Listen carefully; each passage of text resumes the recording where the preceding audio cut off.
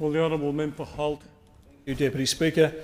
Deputy Speaker, on August the 17th I spoke in the Federation Chamber about the activities of the what's called Uber service and the concerns of taxi cab owners and drivers about this service, which they categorise as unregulated, virtually unsupervised and frankly illegal. It's fair to say that I've received a fairly strong response from Uber drivers and their supporters, which was, as you probably appreciate, fairly negative. However, I have been overwhelmed from the literal flood of support around the country for those who drive and own taxis and support taxi services. On the 3rd of September 2015, this year, I had a very intense meeting with representatives from the Victoria's taxi industry led by Sandy Spanos, President of the Victorian Taxi and Hire Car Families Association, and Mr Jacob Resvin, Vice President of the Victorian United Taxi Industry. They and others who attended the meeting, including an ex-Uber driver, who were there to raise their concerns about Uber and called for the Uber app to be banned in Australia, as it has in France, Spain and 2 cities in India.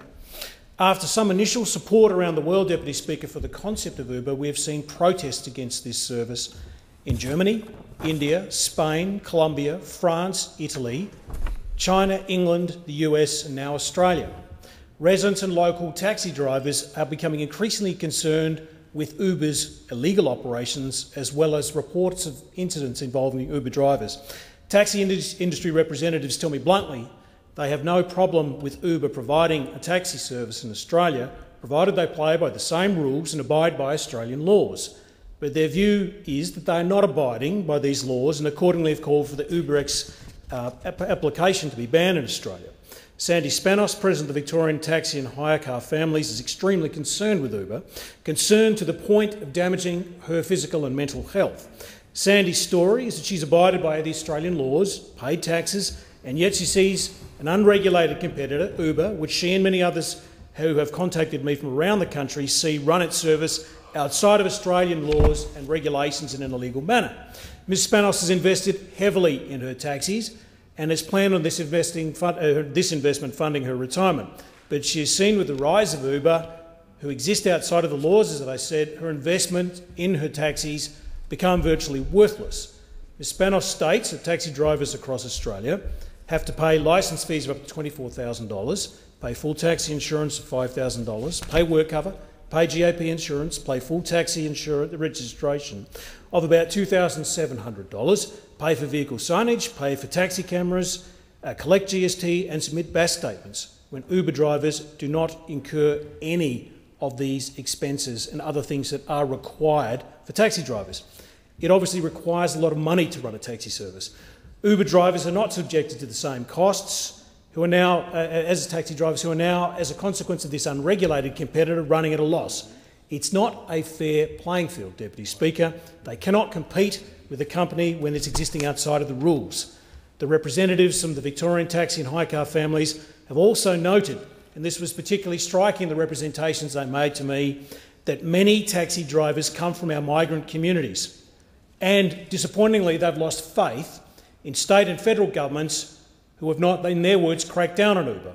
In some cases, I am told, taxi drivers, in their despair, have taken their own lives because of this situation. Others, due to the stress that they have suffered, have experienced depression and other serious medical conditions. This is an extremely unfortunate situation.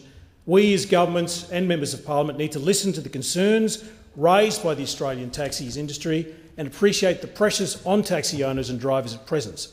The representatives from Victorian Taxi and Hire Car Families are calling for action to be taken quickly to bring Uber into account. Mr Deputy Speaker, I had incident after incident and person after person literally across the country raise their concerns about Uber. Now, I don't understand, given that they have been taken to court and that the status of them, the fact that they don't pay tax, the fact that there's a view that they should be taxed. For example, the Australian Taxation Office has basically investigated them and is being taken to court, so there can't be a proper investigation as to whether or not they should pay GST. This is a ridiculous situation. There can't be 2 laws in this country, Deputy Speaker, one for taxi drivers and one for everyone else. That's not the way a democracy is supposed to exist. We have to fix this situation. We all have to work together so that Uber is actually lawfully run in this country. Order.